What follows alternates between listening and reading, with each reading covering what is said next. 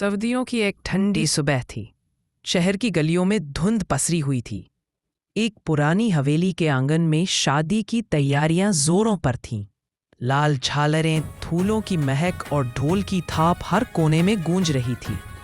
आज अदिति की शादी थी, वही अदिति जिसके सपने हमेशा सादगी में बसे थे।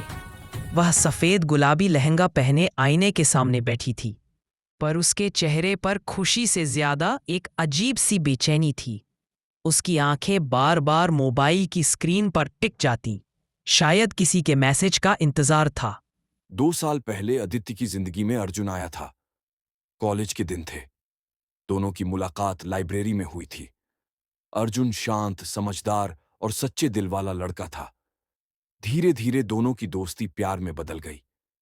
एक शाम कॉलेज की छत पर जब सूरज डूब रहा था, अर्जुन ने कहा था, अदिति, अगर जिंदगी ने साथ दिया तो मैं तुझे हर जन्म में अपना बनाऊंगा। अदिति मुस्कुराई थी और बोली थी, वादे मत करो अर्जुन, किस्मत को नहीं पता हमसे क्या खेल खेलना है। पर दोनों को क्या पता था, यही बात सच साबित होने वाली है। कॉलेज खत्म होने के बाद अर्जुन को नौकरी के लिए दूसरे शहर जाना पड़ा। अदिति ने कहा, मैं इंतजार करूंगी, बस लौट आना। पर नौकरी की शुरुआत के साथ अर्जुन की जिंदगी बदलती गई। कॉल्स कम हो गए, चैट्स अधूरी रह गईं। एक दिन अचानक अदिति को एक खबर मिली। अर्जुन का एक्सीडेंट हो गया था। वह महीनों अस्पताल में रहा। जब होश आया तो याददाश्त चली गई थी।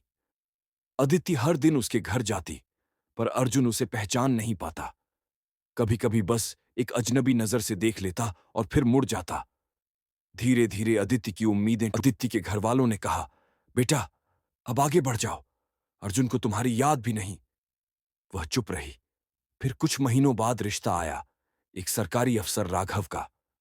सभी ने कहा, यह रिश्ता अच्छा है। अदिति ने मन मारकर हां कर दी। शादी की तारीख तय हो गई।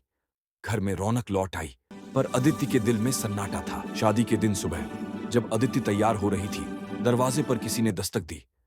दरबान ने कहा, बाहर कोई लड़का आया है, आपका नाम ले रहा है। वह बाहर गई तो देखा, वो अर्जुन था। थोड़ा कमजोर, थोड़ा बदला हुआ, पर उसकी आंखों में वही चमक थी। अर्जुन बोला, अदिति, मुझे सब याद आ गया है। वो वादा, वो छत, वो शाम, सब। अदिति के आंसू रुक नहीं रहे थे। उसने बस इतना कहा, अब बहुत देर हो चुकी है अर्जुन, आज मेरी शादी है।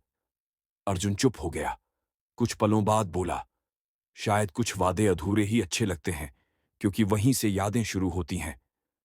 उसने अदिति की पेशानी पर हल्के से हाथ रखा, खुश रहना, और चला गया। ढोल की आवाज फिर से गूंजी। बारात आ चुकी थी। अदिति मुस्कुराने की कोशिश कर रही थी, पर उसके दिल में तूफान था। मंडप में बैठते वक्त उसकी आंखें बार बार दरवाजे की तरफ उठ जातीं। हर बार उसे लगता, शायद अर्जुन फिर आएगा, कहेगा, रुक जा।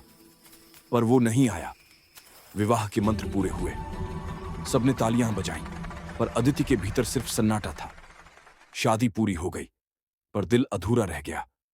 कई साल बाद अदिति की बेटी ने पूछा, मां, क्या हर शादी पूरी होती है? अदिति ने मुस्कुराकर कहा, नहीं बेटा, कुछ शादियां पूरी होकर भी अधूरी रह जाती हैं, और कुछ अधूरी रहकर भी अमर।